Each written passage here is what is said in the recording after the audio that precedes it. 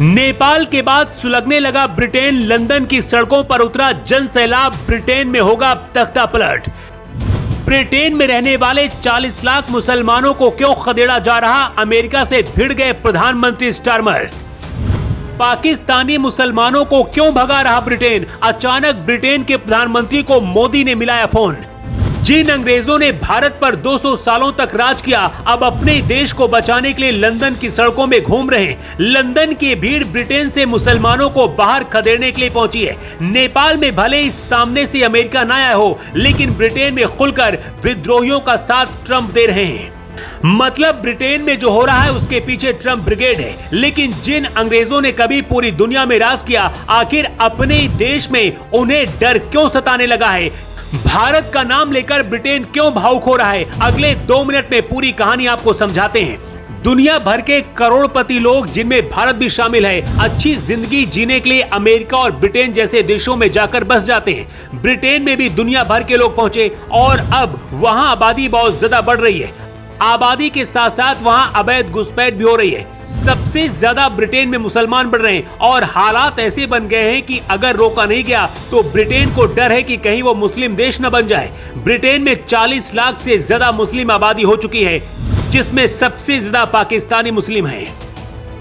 Reports के मुताबिक 2035 तक ब्रिटेन की कुल आबादी में 25% मुस्लिमों की संख्या हो जाएगी। पहले से ही लंदन जैसे शहरों में नो गो जोन बन गए, जहां मुस्लिम बहुल इलाकों में गैर मुस्लिमों को खतरा महसूस होता है। 2025 में एंटी मुस्लिम क्राइम रिकॉर्ड स्तर पर पहुंच गया है, जो कि 2 साल पहले की तुलना में 72% ज्यादा है। इस्लामोफोबिया और नस्ली हमले लगातार बढ़ रहे हैं। ब्रिटेन में 2025 के फरवरी में एंटी मुस्लिम क्राइम की घटनाएं 5000 के करीब पहुंच गई हैं। कई जगहों पर तो स्कूलों में भी हलाल ओनली लंच अनिवार्य कर दिया गया है। मतलब ऐसा लग रहा है जैसे ब्रिटेन को सरिया की तरफ लेकर जाया जा रहा है। मस्जिदों की संख्या ब्रिटेन में लगातार बढ़ रही है। यहां तक कि कई जगहों पर शरिया अदालतें भी चल रही हैं। ब्रिटेन के लोगों को लगने लगा है कि अगर अभी नहीं तो कभी नहीं, और अगर अभी नहीं रोका गया तो बहुत जल्द ब्रिटेन में मुसलमान ज्यादा हो जाएंगे। ये ठीक वैसा ही है जैसे भारत भी अपने देश से अवैध घुसपैठियों को बाहर निकाल रहा है। वैसे ब्रिटेन में सभी के लिए आंदोलन चल रहा है, लेकिन मुसलमानों से सबसे ज्यादा खतरा है। इससे पहले नेपाल जैसे हालात ब्रिटेन के बने, ब्रिटेन के प्रधानमंत्री स्टारमर ने बड़ा ऐलान किया है। ब्रिटेन के पीएम स्टारमर खुद लोगों के सामने आकर अपील करते हुए कहा है कि सभी को शांतिपूर्वक विरोध प्रदर्शन करने का अधिकार है, लेकिन पुलिसकर्मी या किसी कर्मचारी आम जनता पर हिंसा न करे। ड्यूटी पर तैनात अधिकारियों पर हमला करके कानून अपने हाथों पर न ले।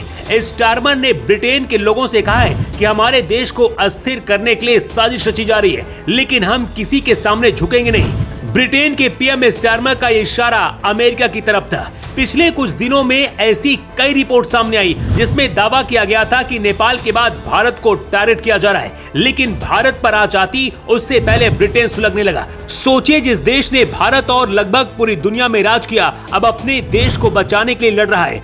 और अगर हालात नहीं सुधरे तो तख्ता पलट भी हो सकता है, क्योंकि लंदन से नेपाल जैसी तस्वीरें आ रही है। 30 से ज्यादा फौज के जवान हिंसा का शिकार हुए।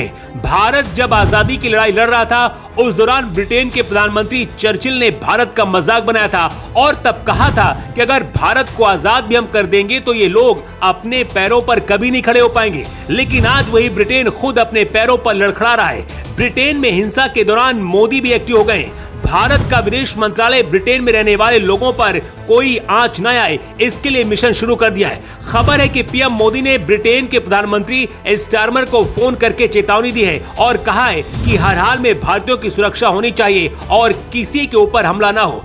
ब्रिटेन में मुस्लिम और अप्रवासियों को देश से बाहर खदेड़ने की जो मांग चल रही है, उस पर आपकी राय क्या है? अपनी राय आप कमेंट बॉक्स पर लिखकर जरूर दें। Bureau report.